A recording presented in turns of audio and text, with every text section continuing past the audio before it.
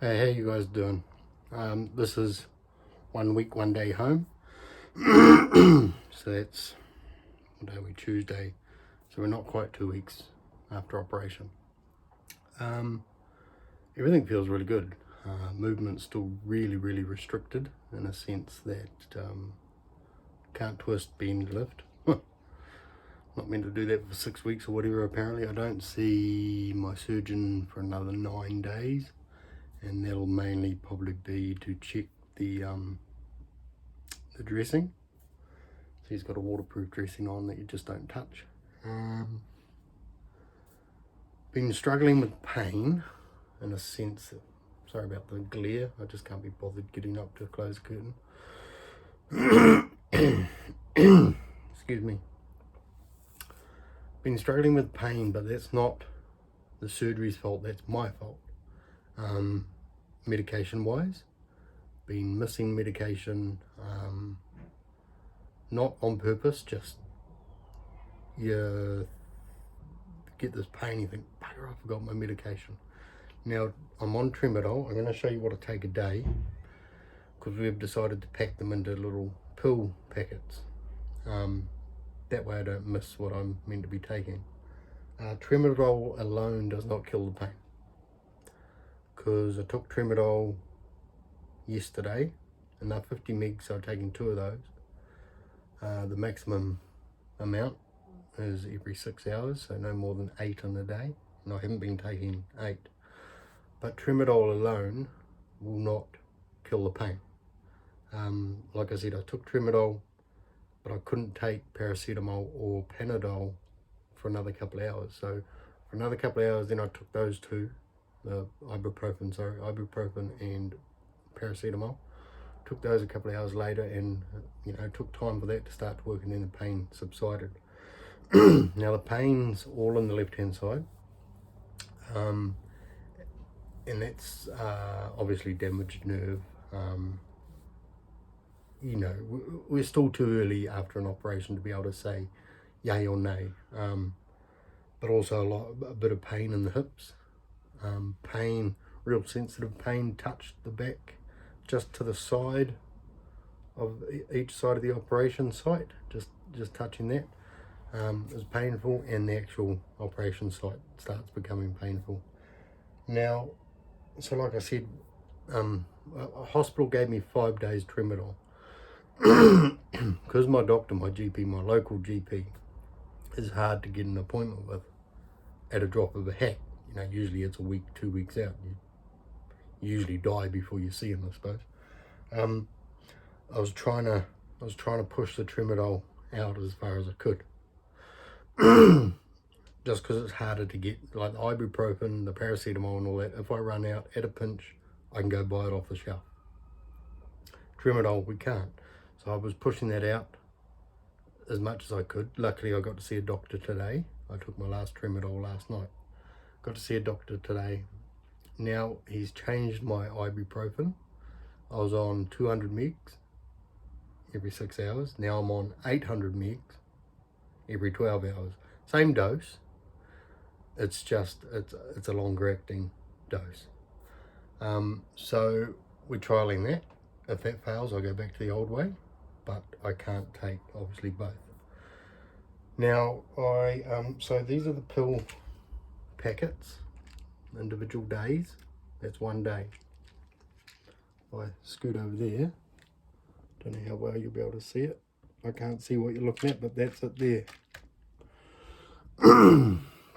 Sorry if it's a bit blurry in that. This is my daughter's phone. Her camera's probably filthy. But so the top is the morning, the next one down is noon, and the next one the bed.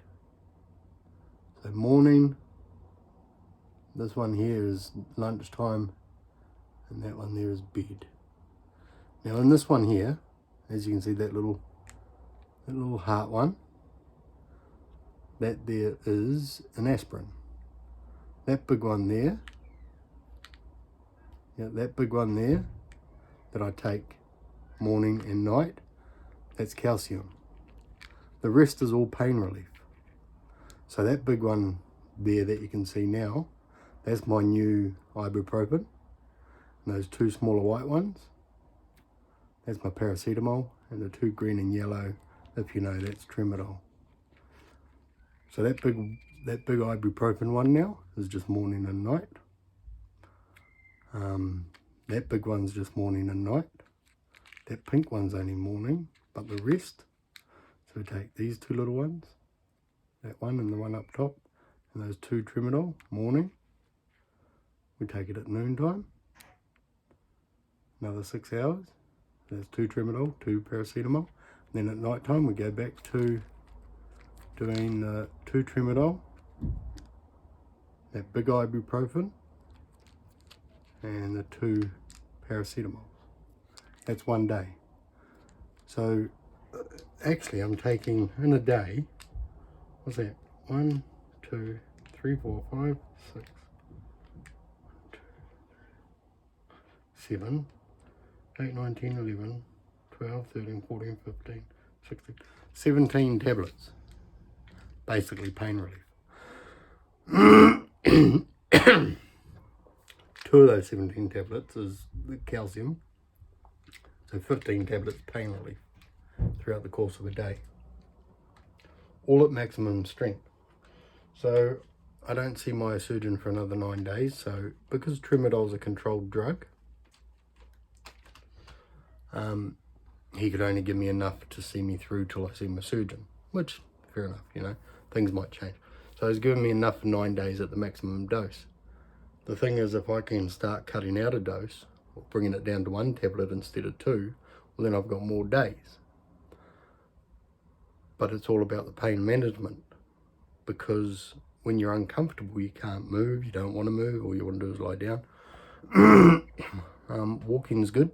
Mind the mess in the background. We are getting ready to have a baby. So, and this room was turned upside down for me coming home. So look at the new bath we got the baby today.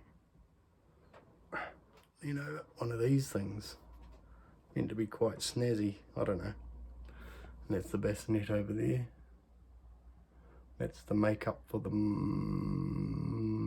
where is it? Mother. That's mother's makeup.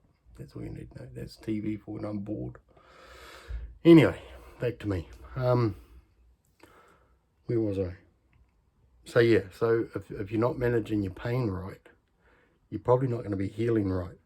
You tense up, I'm not trying to gain movement, because we're not allowed to bend, twist or lift for a certain amount of time, which I'll find out in 9 days time. See, our public health system here just discharged me from hospital with no real do this, don't do that kind of rules. So I'm just going on a bit of an experience here, and I don't want to do anything that's going to jeopardize the surgery, of course. So, like I spoke to my doctor today, he said, you know, it's important to get this pain under control. He's not a pill pusher, which is good. He's not even a surgery pusher. I had to speak with him about the surgery because I had to get a referral through him. And he said, you know, it's the last resort, which in a way it is, in another way it's not. You know, there's still stuff that can be done post-surgery if the surgery is not 100%. But he's for my well-being. So he was like, you know, just understand the risks before you go ahead and all that. So yeah, so that's where we're at. Working hard on getting the pain-free days ahead of me. Not saying that the painful days, it's just throughout the day you experience these very uncomfortable pain that you just wish you didn't have. Oh, excuse me. It would be a lot nicer if we could just wake up in the morning, go through a whole day pain-free. Now, going through a whole day pain-free would be like a complete miracle, because it's been so long in life that I've gone pain-free. Now, when the pain first comes on, so I'm saying if I forget a tablet, like I have been doing, that's why we see, this is the, hopefully I don't drop them out. This is it here. That's a week's worth of tablets right there. The ones closest to you are the morning ones, and the afternoon ones in bedtime. That's pretty impressive for a 40-year-old, considering most of it's pain relief. When I was forgetting or missing, it was usually through forgetting, or you get caught up busy and you're not at home or something, the pain would start and just below my left knee, like lighting in his hip. This is my left knee, so it'd start under there. And it would feel like someone was pushing up, like with the blunt object really hard, but you couldn't do anything about it.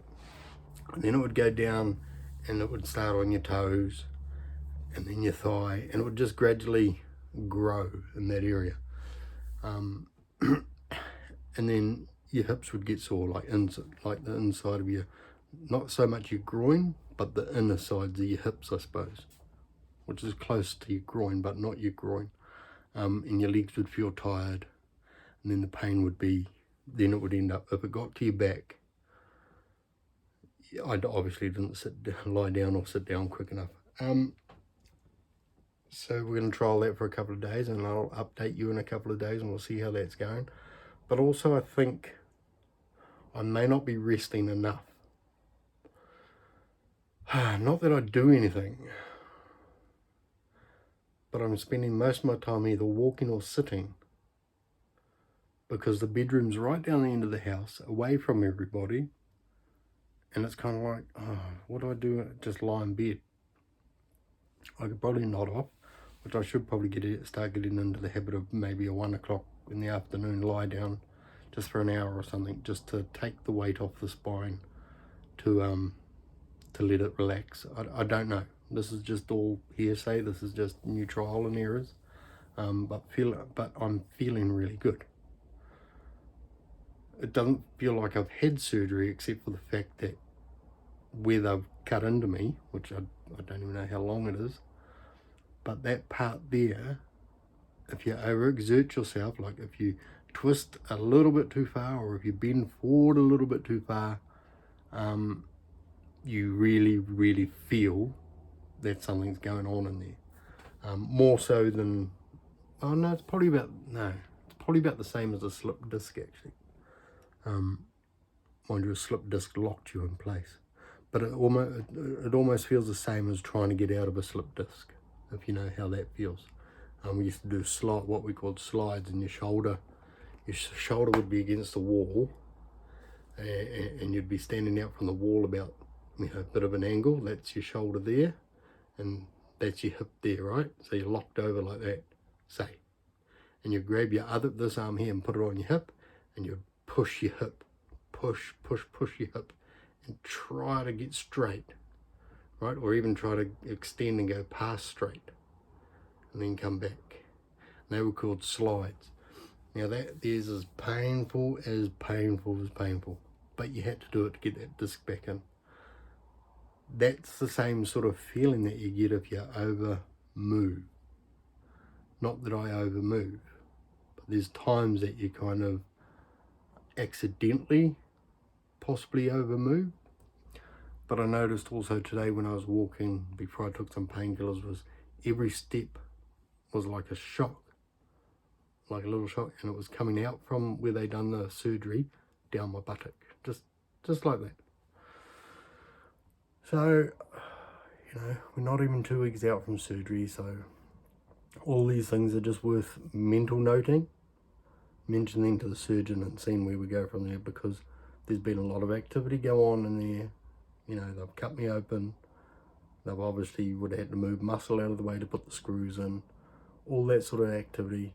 I'm not sure when they can tell whether the bone's taken or not.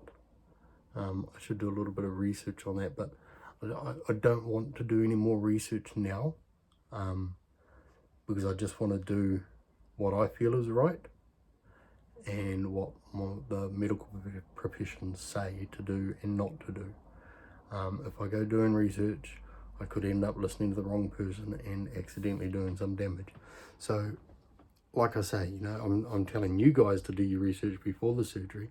like watch a lot of these videos and a lot of other people that have gone through the surgery or going through the surgery, as I'm still going through it. Surgery's past, but I'm still healing. That's so that you can see how other people heal. And everyone's going to heal differently, and everybody's journey is going to be different. So it's not, now that I've had the surgery, I made up my mind to have the surgery because I watched so many people healing, how they healed, and the time and the pain that they took and went through outweighed, you know, all the other negatives. So that's why I decided to take the surgery. Now that I've had the surgery, I don't want to really be looking at what people have been doing or done, on the simple fact that I don't want to give something a go in the fear of damaging what has been done, because we are all different.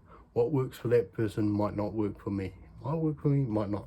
So it's better to take all these mental notes of what happens when it happens and talk that over with my surgeon. As if you go through with the surgery, if you've gone through with the surgery, do the same thing. Talk to your surgeon or your doctor that's got enough information on your case, not a broad spectrum case, someone who's got enough information on your case, who knows your history, because the last thing you want to do is jeopardize what's just been done. And that's more important than like, let's say a friend says, oh, I know someone who went through this, you should do that. Friends have got good intentions, but good intentions can hurt the healing process. You know, hindsight is a beautiful thing. So I'm just gonna mention it to my surgeon. I'll keep you guys updated with this new pain. Well, it's not a new pain program, actually. Sorry, it's not new. The only thing the doctor has changed is he's put me on 800 milligrams or whatever of ibuprofen. So that's one in the morning, one at night. So there's no more taking them during the day or during the night. So it just keeps my body topped up with ibuprofen. The tramadol's the same. Everything else is the same. So it's getting a bit dark. It'll be hard to see me. Oh, I don't have a light. Oh, I got a little side lamp here. Let's see if that fixes it. Ooh. Yeah, so this isn't a new pain management program or anything like that. This is just me sorting out my medication the way that it should have been done from when I left the hospital. Thinking that, you know, my wife hasn't got time to run around after me like a baby. She's got babies to look after. So this here is my way of getting it right. And if then in a couple of days it's not right, well, then we go back to the drawing board. But hopefully I can get through these next 9 days getting it right, so that once I see the surgeon, we've got it right, kind of thing. But that's my update for 1 week, 1 day home.